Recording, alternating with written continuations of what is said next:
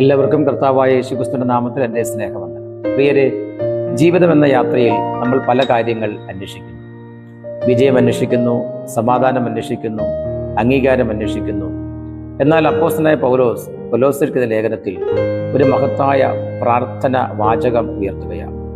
മനുഷ്യൻ ദൈവത്തിൻ്റെ ഇഷ്ടത്തിൻ്റെ പരിജ്ഞാനത്താൽ നിറയണം, ദൈവത്തെക്കുറിച്ചുള്ള അറിവിൽ വളരണം, ജീവിതം കർത്താവിന് പ്രസാദകരമാകണം.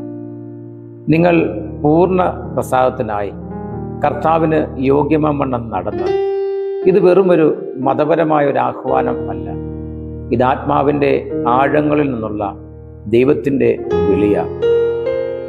ഒരു വിശ്വാസിയുടെ മഹത്വം അവൻ എത്ര പ്രസംഗിക്കുന്നു എന്നതിലല്ല, അവൻ എങ്ങനെ നടക്കുന്നു എന്നതിലാണ്. നമ്മുടെ നടപ്പ് ദൈവത്തിന് പ്രസാദകരമാണ്. നമ്മുടെ വാക്കുകൾ, ചിന്തകൾ, പ്രവൃത്തികൾ ഇവയിൽ ക്രിസ്തുവിൻ്റെ സൗരഭ്യമുണ്ടോ? പൗലോസ് പറയുന്നു, ആത്മീകമായ സകല ജ്ഞാനത്തിലും വിവേകത്തിലും അവൻ്റെ ഇഷ്ടത്തിൻ്റെ പരിജ്ഞാനം കൊണ്ട് നിറഞ്ഞു വരണം. ഇന്നത്തെ ലോകം അറിവിൽ വളരുന്നു, പക്ഷേ ആത്മീക വിവേകത്തിൽ ക്ഷയിച്ചു പോകുന്നു. മനുഷ്യൻ ബുദ്ധിയിൽ ഉയരുന്നു, എന്നാൽ ഹൃദയം ശൂന്യമാകുന്നു. ദൈവം നമ്മെ വിളിക്കുന്നത് വെറും വിവരങ്ങൾ അറിയുന്നവരാകുവാൻ അല്ല, അവൻ്റെ ഹൃദയം മനസ്സിലാക്കുന്നവരാകാനാണ്.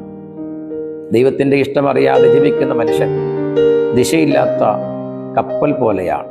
കാറ്റ് എവിടേക്കടിക്കുമോ അവിടേക്ക് അത് ഒഴുകിപ്പോകും. എന്നാൽ ദൈവത്തിൻ്റെ ഇഷ്ടം തിരിച്ചറിയുന്നവൻ ഇരുളിനിടയിലും വഴി കാണും.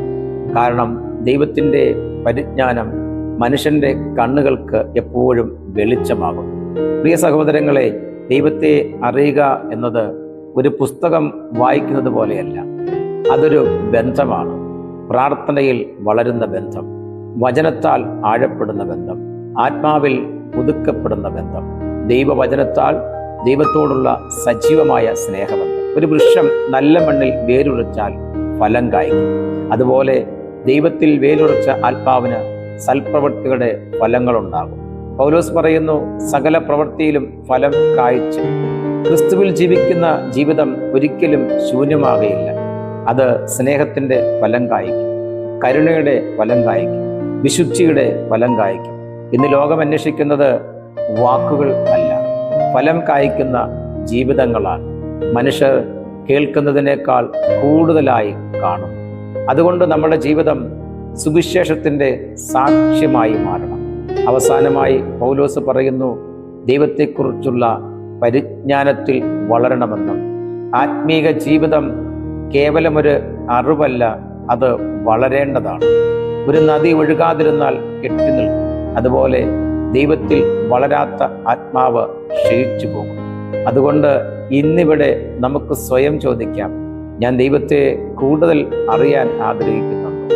എൻ്റെ ജീവിതം കർത്താവിന് പ്രസാദകരമാണോ?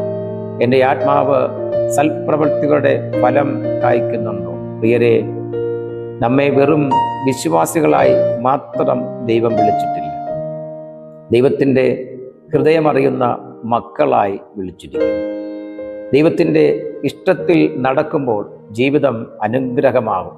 അവൻ്റെ പരിജ്ഞാനത്തിൽ വളരുമ്പോൾ ആത്മാവ് പ്രകാശമാകും. അവൻ്റെ സന്നിധിയിൽ വേരുറയ്ക്കുമ്പോൾ നമ്മുടെ ജീവിതം അനേകർക്ക് നിഴലായി മാറുന്നൊരു വൃക്ഷമാകും. കർത്താവിൻ്റെ ഇഷ്ടത്തിൻ്റെ പരിജ്ഞാനത്തിൽ നിറഞ്ഞ് സൽപ്രവൃത്തികളുടെ ഫലം കായ്ച്ച് ദൈവത്തെക്കുറിച്ചുള്ള പരിജ്ഞാനത്തിൽ ദിനം പ്രതി വളരുന്ന ഒരു ദൈവ പൈതലായി നമുക്ക് മാറാം. ഈ സന്ദേശം നിങ്ങൾക്കൊരു അനുഗ്രഹമായി തീരട്ടെ.